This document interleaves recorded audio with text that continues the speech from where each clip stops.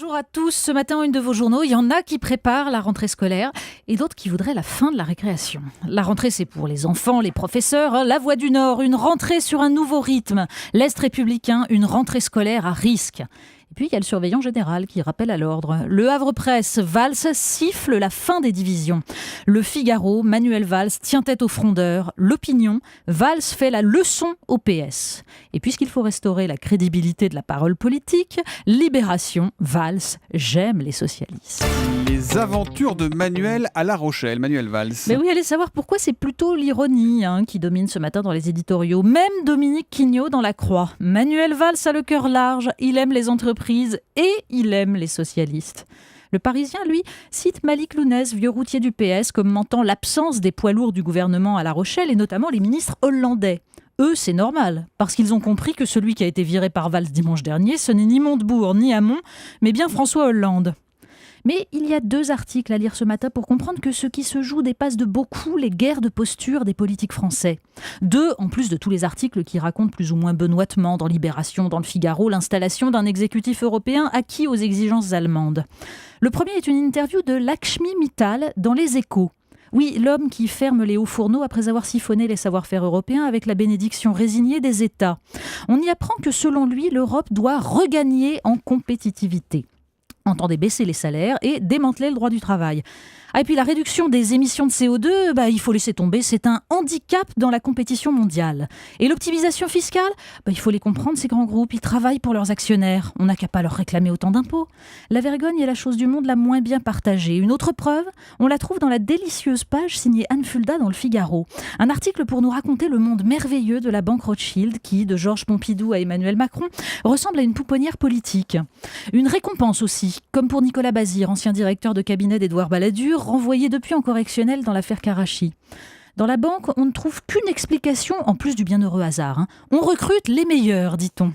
Le Monde rappelle dans un entrefilet qu'Emmanuel Macron expliquait en 2011 dans la revue Esprit que la notion de programme politique n'est plus adaptée. Ça aussi, ça doit constituer une explication. Une certaine vision de la quadrature du cercle à la SNCF, Natacha. Mais oui, le Parisien fait état d'un projet de la SNCF pour réduire les coûts, tout en améliorant bien sûr l'efficacité. Supprimer les contrôleurs.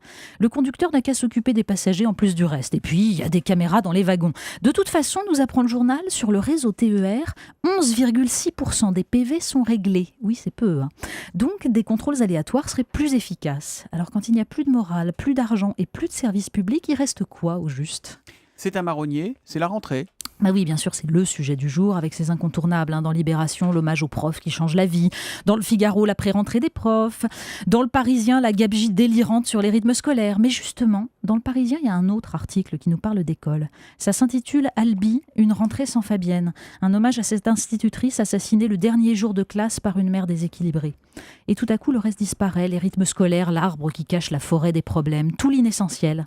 Et puis, il y a la tribune de Jean-Paul Brigelli dans le Figaro qui dénonce au bazooka les ghettos scolaires installés par l'idéologie gestionnaire de la droite et l'idéologie libertaire de la gauche. On envoie dans le mur du supérieur, dit-il, une génération entière à laquelle le savoir et le travail sont refusés. Et les pauvres payent le prix le plus fort. Un petit peu d'histoire dans le Parisien, édition Paris ce matin. Mais oui, l'école ne transmet plus, mais parfois même les murs effacent la mémoire. Donc le Parisien nous raconte comment la plaque qui rappelait que l'immeuble du 93 rue Lauriston avait servi de centre de torture aux agents français collaborateurs de la Gestapo a disparu au profit d'une vague mention « Hommage aux héros de la résistance ». En cause, les propriétaires de l'immeuble, un cabinet de conseil et la chambre de commerce franco-arabe qui évidemment restent injoignables. Mais la torture et la collaboration, on imagine que ça doit être mauvais en termes d'image. L'amnésie, c'est plus chic, c'est plus vendeur. On termine en faisant quelques courses, Natacha. Mais oui, puisqu'on est dans l'absence de vergogne, il faut lire aussi la page du Monde Entreprise consacrée au projet Europa City, centre commercial postmoderne, nous dit le journal, avec parc de loisirs, consommation culturelle et grande distribution. Le projet doit se faire sur 600 hectares de terres maraîchères, dans une Île-de-France qui les fait disparaître aussi vite que les emplois. Mais parmi les loisirs de ce Disneyland de la consommation, estampillé bien sûr développement durable, il y a, devinez quoi, une ferme pédagogique. Pas de vergogne, on vous dit.